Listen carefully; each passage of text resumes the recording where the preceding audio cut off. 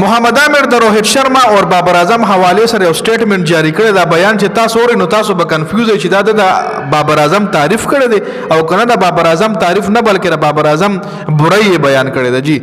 محمد عامر ویلی دی چې د روهت شرما په مقابله کې بابر اعظم آؤٹ کول مشکل کار دی. مطلب روهت شرما آؤٹ کول زما لپاره آسان دی خو بابر اعظم آؤٹ کول زما لپاره لګران. دوس پتا سوای دی د بابر اعظم صفت کړی دی خو دلته د بیان لا ختم نه د عامر دینه پس ویلی دی چې هغه زکه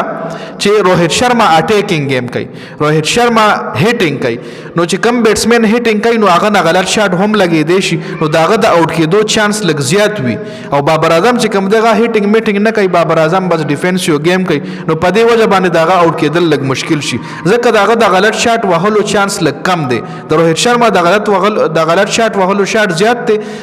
مطلب چانس زیات دی ځکه چې هغه اٹیکنګ گیم کوي او بابر اعظم اٹیکنګ گیم نه کوي ځکه هغه آؤٹ کول لږ مشکل دی. نو دا دي چې تاسو ګورئ چې دا بابر اعظم صفت دوکو کنه بابر اعظم پسې بد ردی وي د بابر اعظم انسالټ کو نو باندې سټیټمنټ نه لګي دا چې د بابر اعظم صفت کو چې بابر اعظم آؤٹ کول خو ګران دي او روهت شرما آؤٹ کول آسان دي.